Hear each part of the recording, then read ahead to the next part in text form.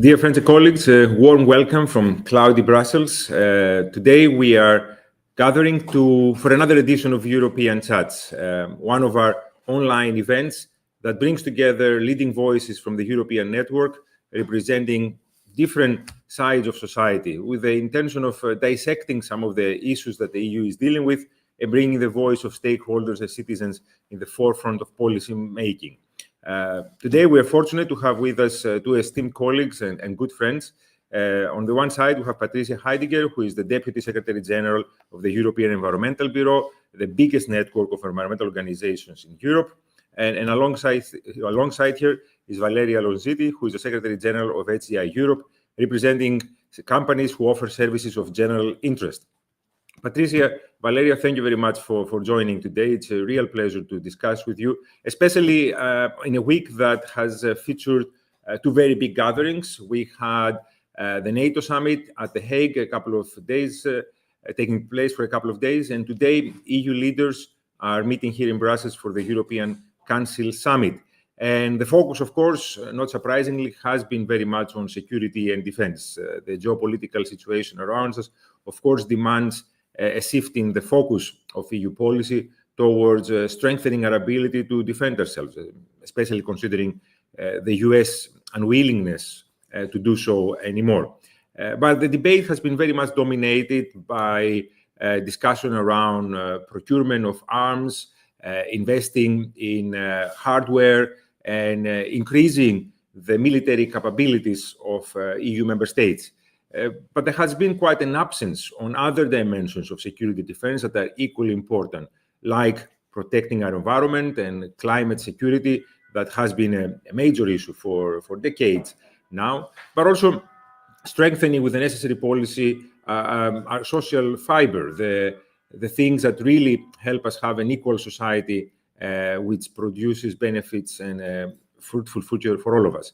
So we would like to look at this discussion around security defense from that perspective. How can we actually approach this very pertinent issue, but without ignoring all the other big challenges that are also dominating our debate? And maybe, Patrizia, I'll start with you. You know, the European Council summit today has, to a large extent, omitted a very big issue. You know, what I mentioned earlier, the question around climate security, the deteriorating state of our environment, and the effect that has on our economy, on our society, and by a large extent on our security. How would you characterize that omission, and how can we perhaps work to address that and bring it back on the top of the agenda? Yeah, thanks a lot, Petros, and hi, everybody. So yeah, indeed, these are the big questions these days, with heads of state and government coming to Brussels for the EU summit.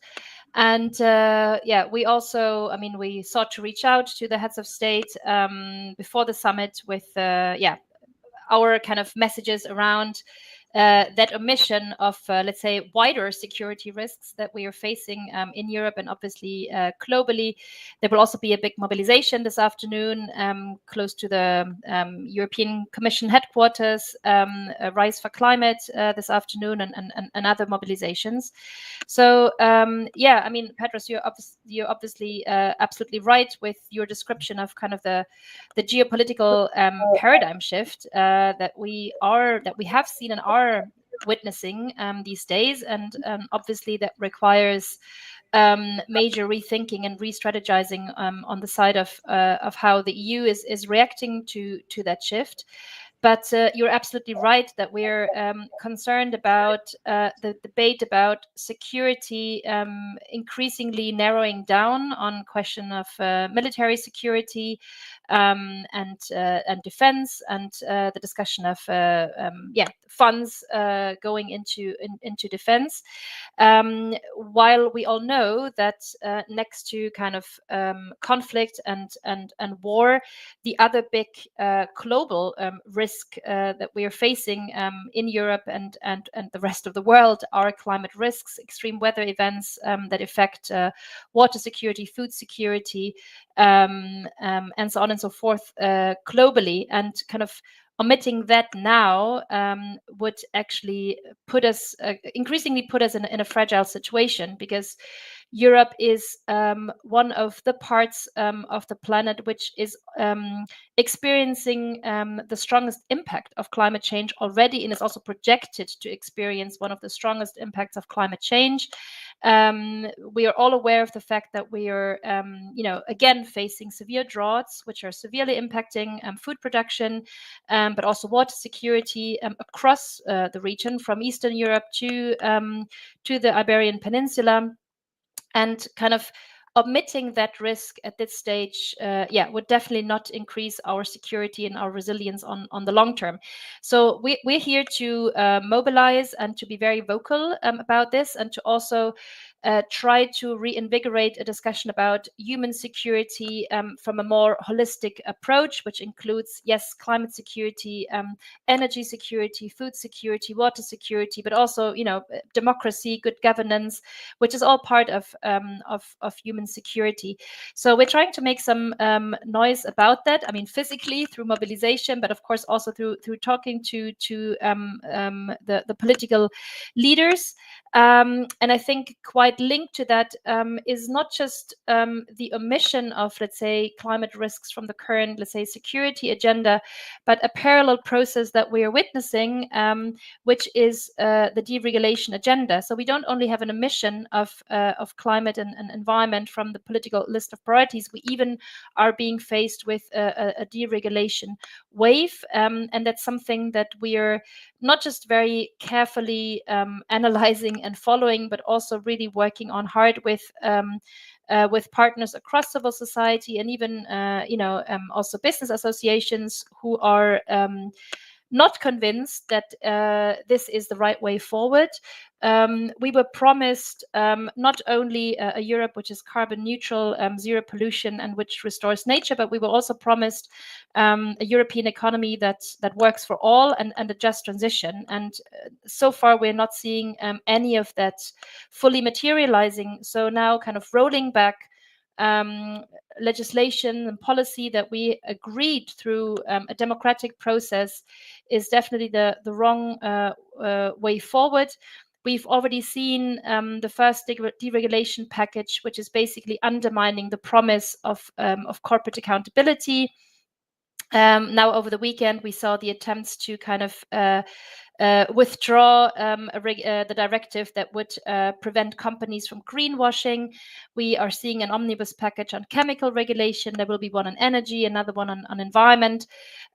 So I think we're not just faced with a deprioritization of the topic, but even a deregulation wave. And we're ready to kind of call that out and showcase and provide the data and the figures of kind of rolling back legislation. I think what we're doing not enough is to really look at the costs of inaction. So there are very striking figures, for instance, when it comes to water, soil, pollution, what the kind of costs that we're looking at as a society just from now until 2030 are this is a narrative that we have to bring to the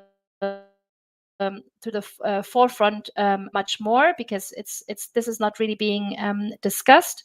And the last point that I wanted to make is that I think we also need to be very vocal about how we are mobilizing now funds for defense and military spending. I'm particularly thinking about, exemptions from debt rules and debt breaks, as we have seen it in Germany, the country in the EU which has been probably the strictest in making sure that all the member states adhere to the debt rules, and have actually made it impossible for many member states to make long-term investments in climate security, for instance. And now we're making it very easy to do away with these rules and to create exceptions where we are investing in defense. So I think this is a discussion that we have to make sure that we can make all the right investments into strengthening the social fabric and in preparing for climate change and climate risks, and to, of course, still advance in more ambitious environmental protection and climate action across Europe. That's indeed very interesting, and I think you set the scene perfectly, and that gives me also the opportunity to come to you, Valeria, because we have seen the big numbers that are currently discussed in terms of the investments that we have to make for our security and defense, but there is a concern that all that emphasis on guns and bombs, for lack of a better term, will take away necessary funds that are providing for the essential services that your members are actually giving to our citizens. And that includes services of general interest, like healthcare or clean water, or even public broadcasting, and in an age of disinformation warfare. So how do you view this discussion, and what do you think are the things that the EU can do to change its approach in terms of investment and ensure that the necessary focus on defense and security doesn't happen at the expense of investments in those essential services that you and your members provide? Thank you very much, Petros. It's a very important question, and I think that we have to start from the point that we can't get away from the discussion on security. I was part of a debate recently organized by the European Parliament, and there has been some research call with citizens done where security, as a matter of fact, came up as the top priority number one, when citizens would like to see spending investment in the next MFF, because we are here speaking actually about the next MFF. This is the main discussion where we have to target the debate on security. But I'm sure that for ordinary citizens, the word security goes far beyond weapons and military spending. Of course, there is a different feeling, a different perception also compared to where do you live in Europe, because the Baltic states and there the population feels very much on the front line and under threat, and not to speak about Finland, the threat of the current geopolitical situation. So we have to acknowledge this need. There is a call from the citizens, but indeed, the way we respond to this need can vary a lot. And in SGI Europe, we think that there can be a clever and encompassing approach to this issue, because security, a bit what Patrizia was saying, goes much beyond the military spending. If you want to have a holistic and complete approach towards security, you need to include there the broader concept of preparedness. So a Europe that has the preparedness to face any kind of threat, military, healthcare in case of a pandemic, climate threat. So I think there is a potential to transform this debate in an opportunity to have a more ambitious MFF, because that's what is needed, a greater spending, a greater MFF, maybe starting also to go under the difficult chapter of new own resources, and the link with something that I am surprisingly surprised to see that after years of battle is getting slowly but surely into the European narrative, including in the text of the European Commission, which is the concept of European public goods, in which you can include indeed defense, but also energy infrastructure, education, healthcare. So I think it's our role as an organization in Brussels to try and steer the discussion into the right direction. If we are able to do so, then we can have a pragmatic and even smart approach into the issue of security and defense spending, because then we can call for a dual use of this kind of investment that will be needed. On our side, as provider of services of general interest, we know that military spending alone will not do if you don't have a strong energy infrastructure, if you don't have a strong digital infrastructure in all areas, including all areas, rural areas, to face eventually cyber attacks. If you don't have a strong public media infrastructure. Yesterday, we had our General Assembly, and our members from the European Broadcasting Union were reporting the dear challenges that some of their members were facing in case of cyber attacks very recently, being in Ukraine or other countries that are facing a high geopolitical tension.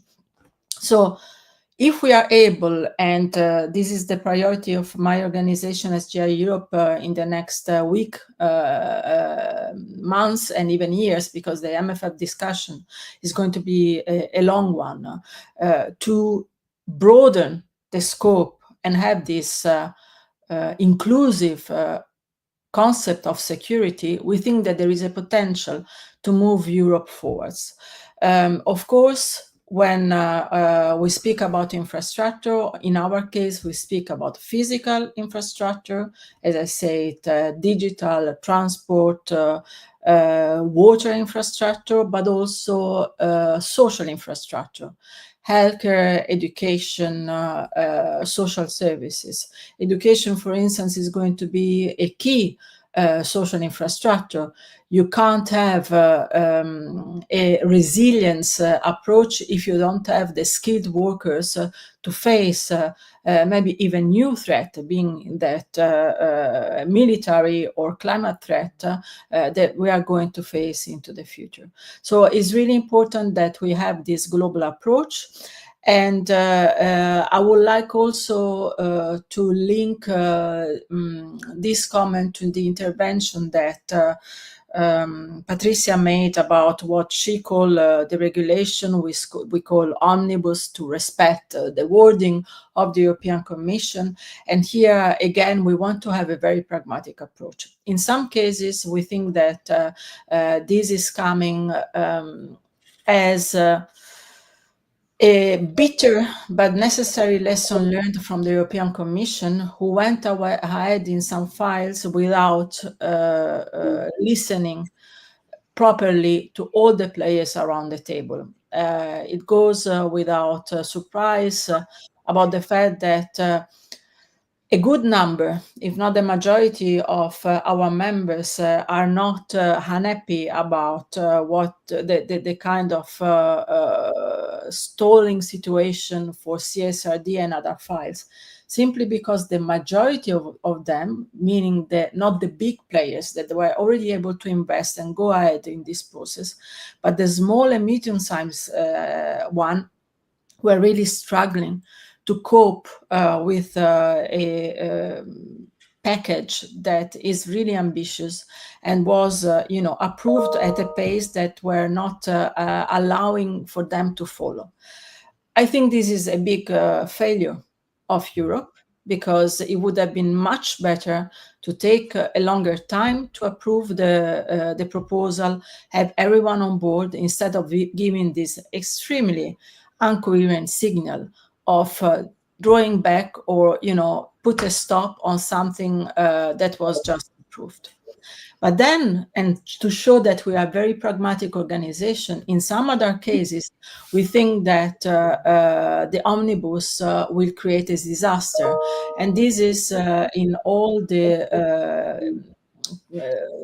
field of PFAS and pollution, where actually we are going to the direction where money will be put to clean up the pollution made by chemicals and heavy industry instead of using them for prevention. So you see, pragmatic, I think, is the key word for all what we are going to issue, because we have to be very, analyzing everything in a very pragmatic, non-ideological way, and see where we have to push forward and where we have to draw back.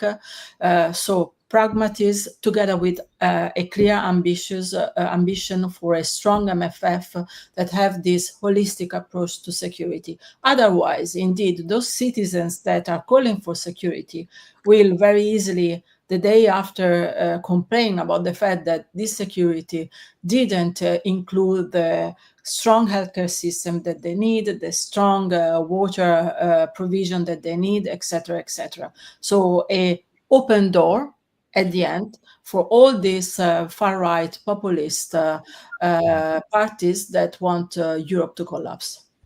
Indeed, and I think I echo both your interventions, because a more holistic approach to society, whole of society kind of approach to security, is the one that we really need.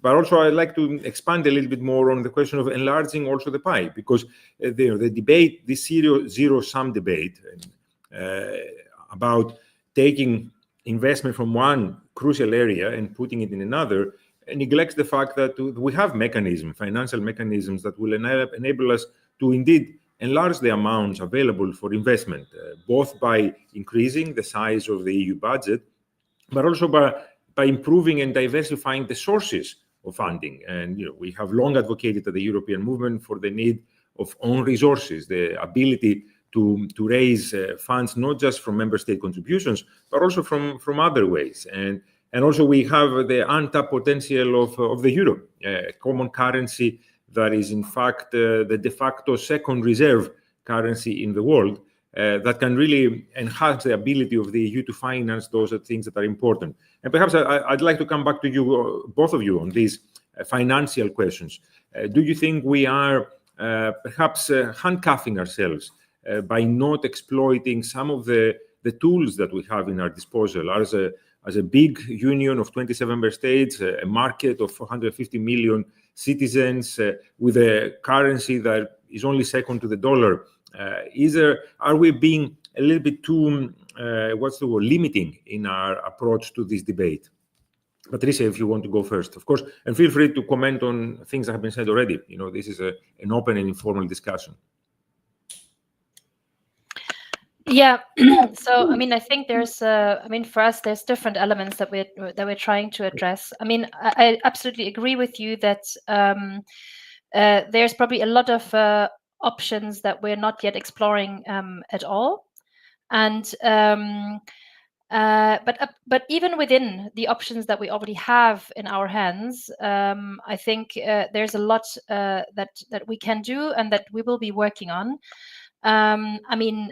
We've already mentioned the next multi-annual financial framework, which indeed will be, the way this is structured will be crucial for how EU funds are being spent. And of course, there we also, we've already seen, let's say, a focus of the MFF discussions, which have started on creating a competitiveness fund. There's the risk that several kind of long-standing programs that we have had in the EU for years, if not decades, will be scrapped, and that everything will be kind of refocused on the competitiveness fund, and at the same time giving a lot more, let's say, freedom to member states to use EU funds. And there's of course a major risk there if the conditionalities that are attached to that are not clear.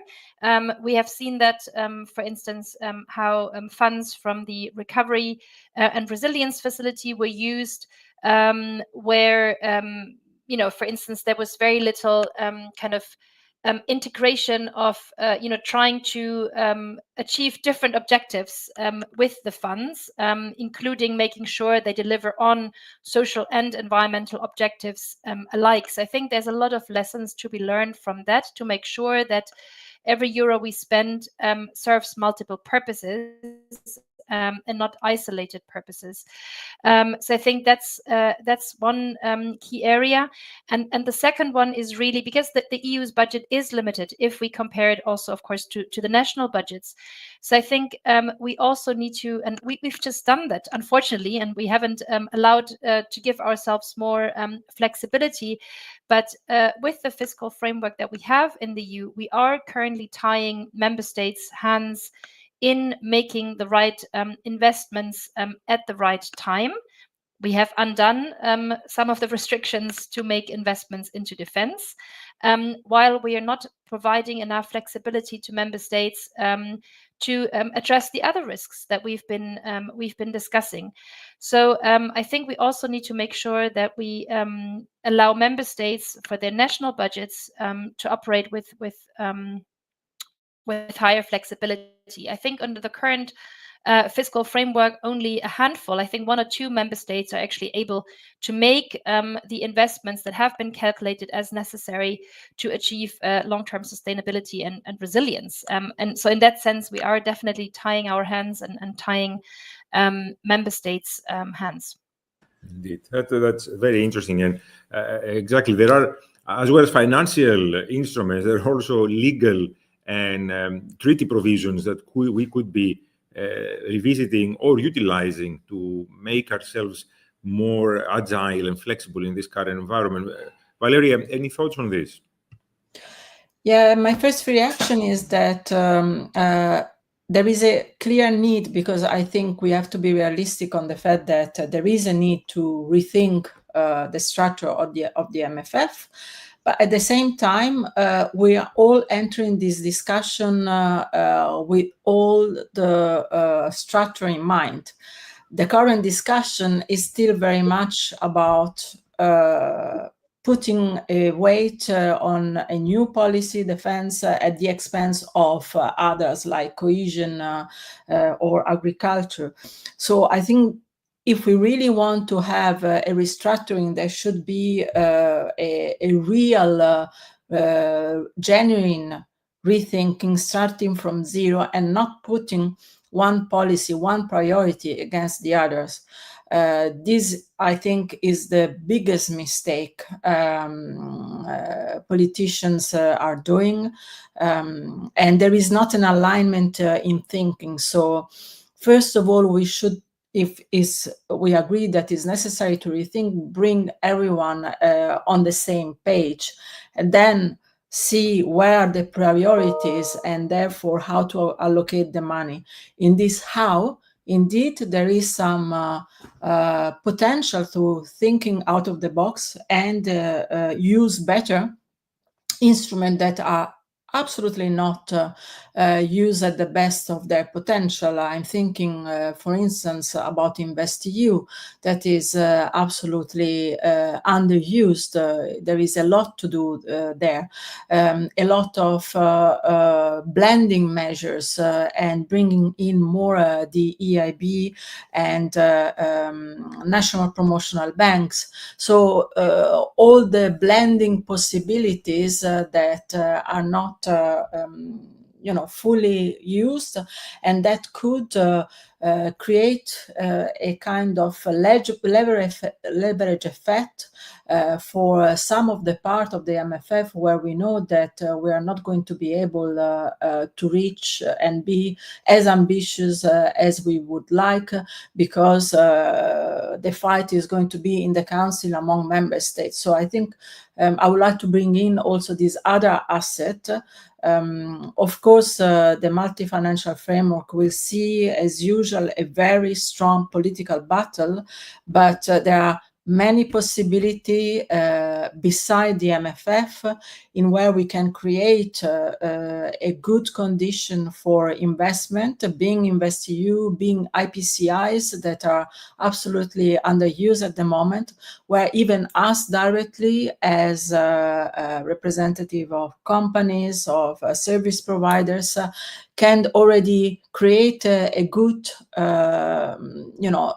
momentum for investment without waiting for the MFF that is going to take a long and highly political battle. So it's really necessary to look along the full spectrum of spending. I would just want to bring one very concrete example that is much more micro, but just to tell you that we can also do things at a smaller case, but that can create a very important effect.